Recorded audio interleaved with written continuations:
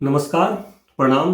मैं हूं अमित झा और आज फिर मैं एक नई बात क्या कहें, बिहार में चुनाव की बात करने आया हूं। और आज 6 तारीख है, 6 नवंबर है। और इस वक्त जब मैं वीडियो बना रहा हूं 2 बजे के ऊपर हो गए हैं और लगभग लगभग पूरे बिहार की अगर प्रतिशत निकालें तो 41% से ऊपर वोट पड़ चुके हैं। तो ये एक अच्छा रेशियो है। मुझे उम्मीद है कि ये 60 के आसपास जाएगा शाम होते होते। और मैंने जो आपसे वादा किया था कि मैं कुछ नई बातें और कुछ ऐसी बातें भी करूंगा आपसे इस चुनाव को लेकर, बिहार को लेकर, तो उसके लिए आपके सामने हूँ। सबसे पहले तो मैं ये बता दूं कि मैं इस बार इस एपिसोड में 2025 जहां हम खड़े हैं और जब 1990 जब कहते हैं कि जंगल राज का एक हिस्सा चल रहा था, एक चरण चल रहा था, वो वाले समय, तो इस बीच की तुलना करना मेरे लिए बहुत ज़रूरी है कि क्या बदलाव हुए हैं 1990 से लेकर के 2025 के बीच में, खासकर बिहार में। बिहार में मूलतः दो तरीके की सरकारें रही हैं, एक आरजेडी और उनके समर्थक के बीच में, और दूसरी जदयू बीजेपी की सरकार। 20 साल लगभग नीतीश कुमार ने अपनी सरकार चला ली, उसके पहले आरजेडी ने सरकार चलाई। और जो कहते हैं जंगल राज, पर क्या जंगल राज में जो अपराध के तरीके थे और आज जो अपराध हो रहे हैं वो दोनों एक जैसे हो गए हैं? क्या अंतर है इस अपराध के बीच में, और क्या बदला है बिहार में? तो हम उस बदलाव की बात करेंगे आज के इस एपिसोड में। सबसे पहले मैं आता हूं 1990 में बिहार कैसा था, जब मैं उस वक्त वहां पढ़ रहा था। और उस वक्त बिहार में जो स्थिति थी, बिहार जो अपनी परेशानियों से जूझ रहा था, उसमें मुख्य क्या क्या चीजें थीं जो सबसे ज्यादा प्रभाव कर रहा था बिहार के ऊपर, और जिसको लेकर के पूरे मैं एक अभी इस वक्त फिल्म राइटर हूँ और निर्देशक हूँ और मैं फिल्म इंडस्ट्री जुड़ा हूँ। तो मैं अक्सर देखता आया हूँ कि बिहार में की लेकर के जब बात होती है, हमारे फिल्मों में ज़्यादातर विलन्स वो बिहारी बोलने वाले, मतलब बिहारी कोई भाषा है नहीं, या तो हिंदी है या उसको बिहारी टोन में बना करके बात करने वाले लोग होते थे। और वो विलन्स जब डब होने लगी फिल्में, तो जो साउथ की फिल्में डब होती हैं वहाँ भी यही स्थिति है कि जब वहाँ का कोई बड़ा विलन होता है तो वो बिहारी भाषा में बोलता है। ये कैसे बना, ये ज़्यादातर कैसे शुरुआत हुई? तो ये शुरुआत हुई उस जंगल राज के वक्त से ही, जब लालू प्रसाद जी का सरकार था, मतलब आरजेडी की सरकार थी। और जो वहाँ पे बाहुबली, जो पहले मतलब तथाकथित बाहुबली, मैं उन्हें बाहुबली के रूप में तो नहीं समझता, क्रिमिनल्स जो बाहुबली कहे जाते थे, और वो जब सरकार का साथ देने लगे और सरकार में आए तो क्या क्या हुआ? तो सबसे पहले यही हुआ कि जो फिल्में बनी हमारे इंडस्ट्री में, उसमें सभी विलेंस बिहार और बिहारी और वो उस तरीके की भाषा बोलने वाले हो गए। खैर, वो तो इंडस्ट्री की बात है। मैं आता हूं बिहार में क्या बदला उस 2025 आज के और उस 1990 के बीच में। 1990 में बिहार में सड़कें नहीं थी, मतलब सड़कों की स्थिति ऐसी थी कि हम कह सकते हैं कि गड्ढे के बीच में सड़क थी। और मुझे याद है उस वक्त के नेता बीजेपी के प्रमोद महाजन जब सुगौली पहुंचे थे हमारे विधानसभा क्षेत्र में, मेरे गांव के विधानसभा क्षेत्र में, तो उन्होंने बड़ा ही एक कमाल का लाइन कहा था। और वो लाइन ये थी कि जब मैं रक्सौल से निकला और जब सुगौली की तरफ आया तो मैं अपने ड्राइवर से पूछा कि क्या ये सड़कें ऐसी क्यों हैं?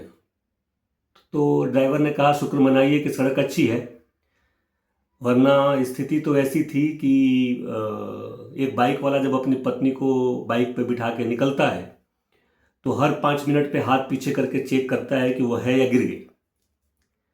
तो ये स्थिति थी सड़कों की। मतलब पटना आने में 7 घंटे लग सकते थे, 6 घंटे लग सकते थे, 5 से कम तो कभी नहीं लगते थे, जो आज आप 3 घंटे 3.5 घंटे में आ जाते हैं सुगौली से पटना, 180-200 किलोमीटर की यात्रा। खैर 1990 में अपहरण मतलब जोरों पर था। अपहरण ऐसा था कि वो एक बिजनेस बन चुका था और उसकी दशा ऐसी थी कि ये मैंने अपनी आंखों से देखा है, वो बता रहा हूँ। आज लोग कहते हैं कि जो नया जनरेशन है उसे लगता है कि जंगल राज कुछ खास नहीं था। जंगल राज आज भी हत्याएं हो रही हैं, आज भी अनंत सिंह की घटनाएं हुई, आज भी लोग मर्डर हो रहे हैं। तो लोगों को लगता है कि ये मर्डर और ये चीज़ें जो हो रही हैं, मैं आज भी मानता हूँ कि ये जो हो रहा है वो नहीं होना चाहिए। चाहे पटना में एक व्यवसायी का मर्डर होता है, चाहे हॉस्पिटल में घुस के किसी का मर्डर होता है, या अभी अनंत सिंह वाली घटना हुई, नहीं होनी चाहिए। ये अपराध है और ये बहुत ही गलत है।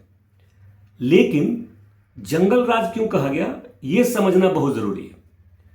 जंगल राज इसलिए कहा गया कि आपका बच्चा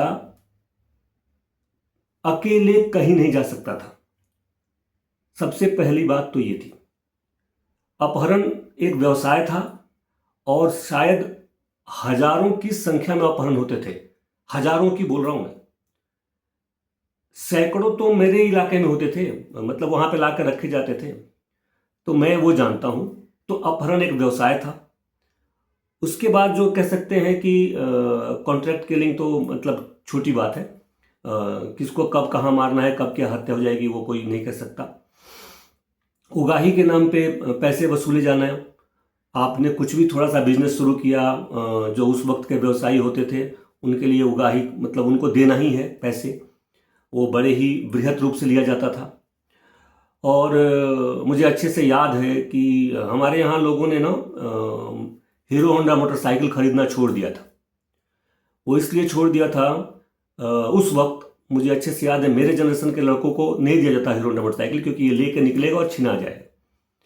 क्योंकि ना उस समय एक व्यवसाय बड़ा ही फलित था, वो था मोटरसाइकिल छीनो, उसके मतलब अलग अलग पार्ट्स करो, इंजन को, क्योंकि होंडा का खासकर ज़्यादा होता था, तो होंडा का जनरेटर में लगा दो और इंजन को कहीं मट्टी वट्टी में, बॉडी को कहीं मट्टी वट्टी में डाल दो।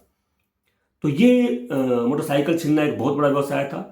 मेरे गांव के चौराहे पे आए दिन ऐसी घटनाएं होती थी, चौराहे के अगल बगल में, कि आज इस गली में यहाँ से छीन लिया, आज यहाँ कर दिया। सड़क की स्थिति बता ही दी मैंने कि मैं अपने गांव से, मैं जहाँ रखा हूँ सुगौली, वहाँ से छपुआ चौक से चार तरफ 4 दिशाएं जाती हैं। एक जाती है नेपाल की तरफ रक्सौल, एक हमारे होम डिस्ट्रिक्ट मोतिहारी की तरफ, एक हमारे बेतिया की तरफ और एक अरेराज की तरफ। इसमें किसी भी सड़क पर आप अगर अकेले बाइक से हैं तो समझ लीजिए कि आपकी वो बाइक कभी भी छीन सकती है।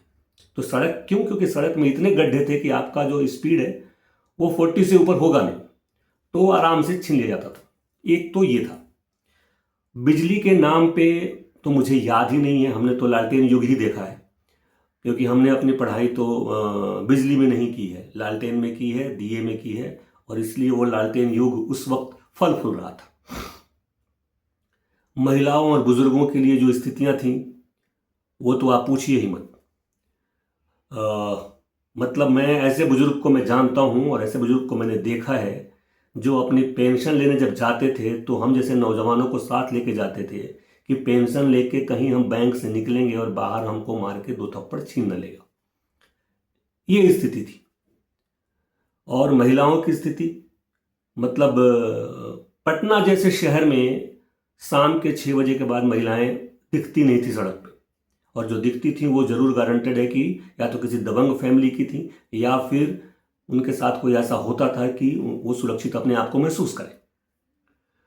उसके बाद आप बात करेंगे लड़कों की, यंग लड़कों की जो अपहरण हो रहे थे। मैंने देखा है मेरे कुछ दोस्त, मेरे कुछ जानने वाले, मेरे कुछ रिलेटिव्स, जब मैं पटना में पढ़ रहा था तो जहानाबाद की तरफ के कुछ मेरे दोस्त ऐसे थे जिनको जब गांव जाना होता था तो लड़का होने के बावजूद भी लड़की के कपड़े पहना के उनको रखे जाते थे, क्योंकि लड़कियों का अपहरण नहीं होता था, मतलब छोटी बच्चियों का। कहने का मतलब है कि जो 10 साल, 12 साल, 15 साल के से नीचे की बच्चियां हैं उनका अपहरण नहीं होता था, क्योंकि फिरौती जो है लड़कों पर मिलता है। जो मानसिकता है हमारे समाज की कि लड़का कुछ करेगा, उस वक्त और ज़्यादा था। तो उसके कारण से लड़कों को लड़की के कपड़े पहना करके गाँव में रखे जाते थे। ये हालात थे। इस हालात के बाद हम बात करें कि जब ऐसे हालात थे तो जंगल राज का क्या स्थिति थी। हजारों घर के लोग मार दिए गए। जहानाबाद नरसंहार, देखिए मैं वही एक छोटी सी बात कहना चाहता हूं जिससे आप समझना पड़ेगा। जो लोग आज कहते हैं कि आज भी मर्डर हो रहा है और जंगल राज है, जो लोग भी ये कहते हैं कि आज मर्डर हो रहे हैं, आज भी हत्याएं हो रही हैं, आज भी ये सब हो रहा है, यही जंगल राज है, तो मैं उनको बता दूं जंगल राज में हत्याएं नहीं होती थी, नरसंहार होता था। और नरसंहार में कितने फैमिली, कितने गांव उजड़ गए और क्या क्या हुआ, ये आप और हम सोच भी नहीं सकते। जाकर के उन माओ, जो उन बुजुर्गों से पूछिए जिनके बच्चे, एक माँ बाप के 4-4 बच्चे मार दिए गए, एक माँ बाप के 3-3 बच्चे मार दिए गए। मैं जाति विशेष या उसकी बात नहीं कर रहा, हर जगह वही हुआ, हर जाति में वही हुआ और बहुत बुरी तरीके से हुआ। और फिर उसके बाद एक लाइन आया, वो लाइन जो सबसे ज़्यादा आज भी प्रभावी है हमारे इस वक्त के चुनाव माहौल में, और वो है भूरा बाल साफ करो। सब जानते हैं, उस पर विशेष बात कहने की जरूरत नहीं है। बट वो भूरा बाल साफ करो में कितने लोग साफ हो गए, ये कहना बड़ा मुश्किल है। खैर, अब आते हैं उस दौर के बाद जो स्थितियां थी, पलायन बदला। पलायन इतना तेजी से होने लगा, हम जैसे लोग भी जो कुछ पढ़ना करना चाहते थे, या तो दिल्ली का रास्ता देखा, या फिर मुंबई आ गए, या फिर किसी बड़े शहर में चले गए। तो वो भी एक कारण था, पलायन। और पलायन होने के बाद जब एक वक्त आया और जब आरजेडी की गवर्नमेंट बदली, नीतीश जी आए, और नीतीश जी के आने के बाद, एनडीए के आने के बाद एक परिवर्तन शुरू हुआ। और वो परिवर्तन सबसे पहले जो दिखा, वो दिखा सड़क पे। सड़क पे वो परिवर्तन दिखा। लोग कहते हैं कि वो सेंट्रल गवर्नमेंट शुरू हुआ तो बिहार गवर्नमेंट में नहीं है, बट बिहार गवर्नमेंट मैंने हर जगह देखी सड़कें। और अभी जब मैं छठ में बिहार गया था तो मैंने वो क्या क्या बदलाव देखी, वो मैं आपको बताना चाहता हूँ। जो बदलाव है उसमें नंबर 1 है सड़क। हर गली, हर मोहल्ले में सड़क बन गई है। इक्का दुक्का जगह पे बिहार में खराब है, हाँ ये कह सकते हैं। और आज भी कि देश के मामले में बिहार की स्थिति आज भी सड़कों में कमजोर है, लेकिन फिर भी सड़कें अच्छी हो गई। और दूसरी चीज है बिजली। मैं 10 दिन बिहार में रहा, मैंने बिजली कटते ही नहीं देखा।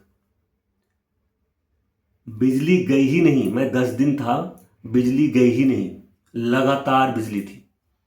ये एक कमाल का परिवर्तन था, जब मैं लालटेन में पढ़ता था और आज बिजली है क्या मतलब। मुझे कभी कभी लगता है कि मुंबई में कुछ देर के लिए कट जाए बिजली, लेकिन वहां नहीं कटती, ये वाली स्थिति। ये बदली।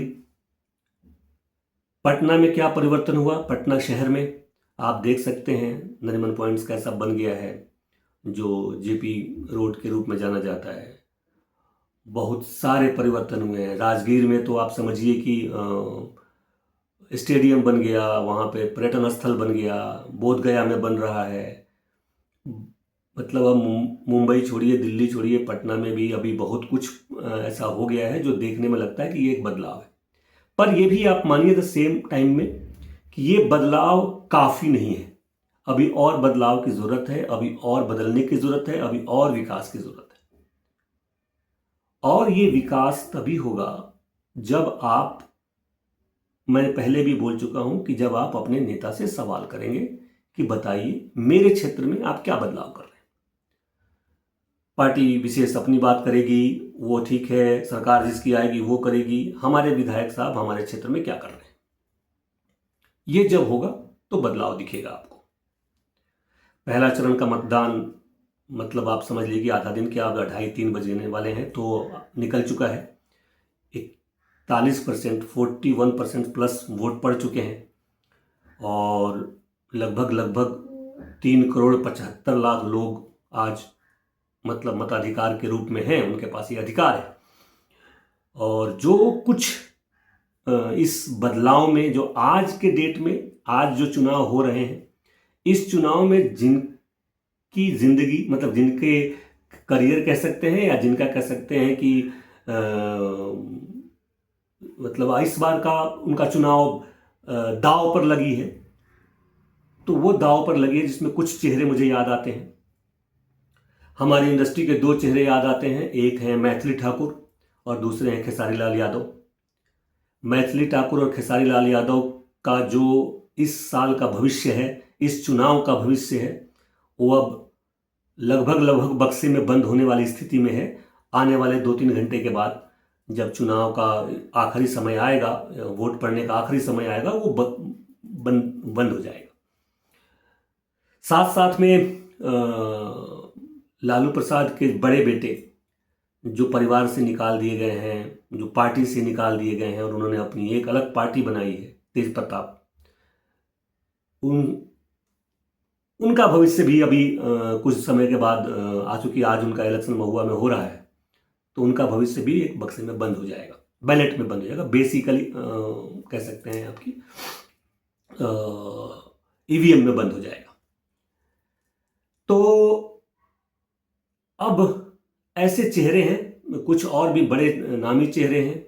हमारे उप मुख्यमंत्री हैं, उनका भी शायद चुनाव आज का दिन है। हमारे ये 2-3 मुजफ्फरपुर वैशाली में भी कुछ हिस्से हैं जहाँ पे चुनाव हो रही हैं। मतलब जहाँ भी लोगों का ये 121 सीटें जो अब बंद हो जाएंगी अपने उनके ईवीएम में, उनका भविष्य वो 14 नवंबर को खुलेगा। अभी जोर शोर से कह सकते हैं कि आप एक मतलब ये चल रहा है, ओपिनियन चल रहा है कि अब ये इसकी सरकार आएगी, उसकी सरकार आएगी। एक नाम और मैं बता दूं, वो है आनंद मिश्रा। आनंद मिश्रा आईपीएस थे पहले। उनका मतलब चुनाव का भी जो बदला है, पहले वो निर्दलीय लड़ना चाहते थे, आईपीएस की नौकरी छोड़ के बीजेपी में आने की कोशिश की, फिर उसके बाद वो जन स्वराज में गए, जन स्वराज से झगड़ा हुआ, फिर या जो भी प्रॉब्लम्स हुए उसके बाद फिर बीजेपी में अभी चुनाव लड़ रहे हैं। उनका भविष्य भी दांव पर है। और एक और भविष्य दांव पर है जो आप कह सकते हैं कि जो शहाबुद्दीन के साहिब हैं, उनके जो पुत्र हैं ओसामा, उनका भविष्य भी दांव पर है। और ओसामा का हार और जीत बहुत कुछ तय करेगा उस क्षेत्र के लोगों की समझ पे कि आपने शहाबुद्दीन से क्या सीखा, आपने उस जंगल राज से क्या सीखा, और आज उनका बेटा जब खड़ा है तो आप क्या उसको दे रहे हैं।